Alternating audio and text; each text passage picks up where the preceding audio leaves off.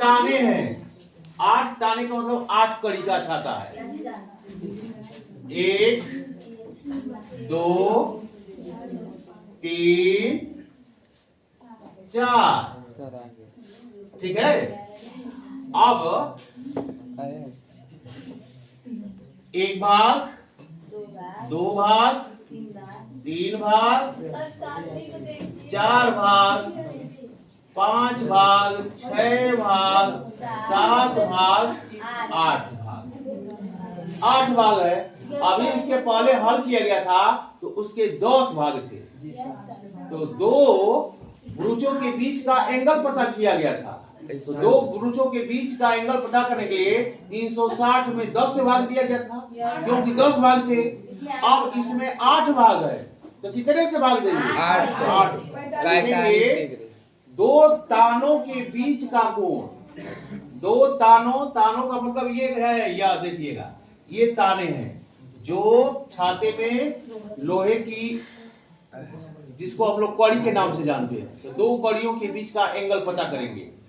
और एक कड़ी की लंबाई, एक ताने की लंबाई कितना दिया है? 45। छतरी को 45 सेमी त्रिज्या वाला एक सपाट वृत्त मानते हुए त्रिज्या कितना है? 45 सेमी।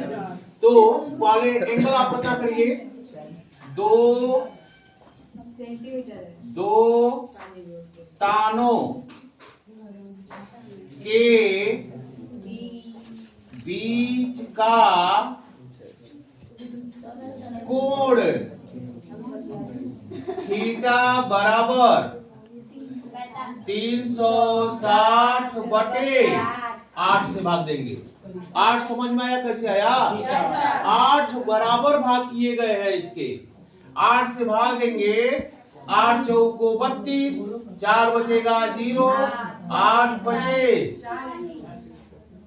बराबर थीटा बराबर आएगा 45 डिग्री।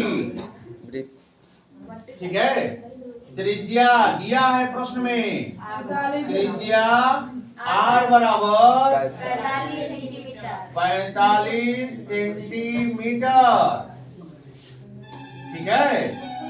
प्रश्न में पूछा है दो क्रमागत तानों के बीच का क्षेत्रफल याद कीजिए। तो लिखेंगे दो क्रमागत, यहां लिख रहा हूं, दो क्रमागत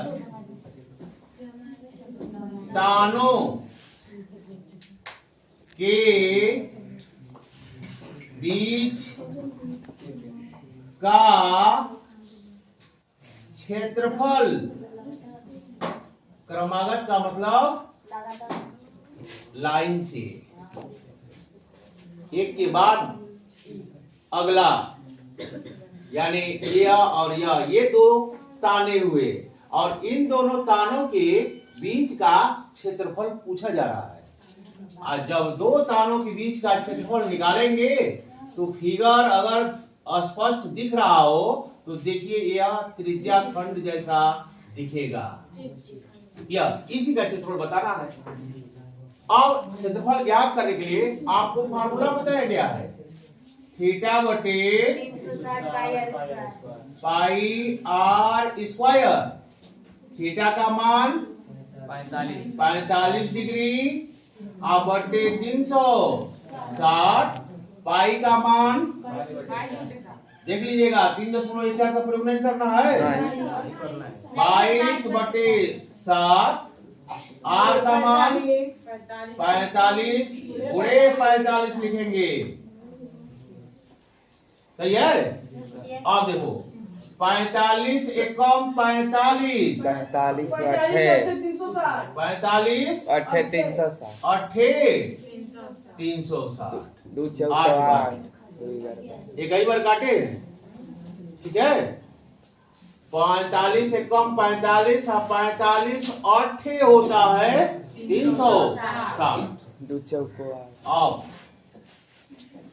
2 से 11 बार में 22 को काटेंगे और 2 से 8 को काट रहे हैं 4 बार, अब पूरा बराबर अब देखिए अंश में बचेगा 11 गुणे 45 गुणे 45 अब बटे नीचे होगा 4 गुणे 7 गुणे 7 बराबर। अब आप गुणा करिए इसका, आप गुणा करके बताइए। 22,250 22,250 275 यस देख लीजिएगा, गलती ना हो। गलती नहीं है। आप बट्टे 4 सते 28 आया बस भाग नहीं दिया। सेंटीमीटर स्क्वायर आंसर छोड़ देंगे यहीं पर, यहीं पर कंप्लीट।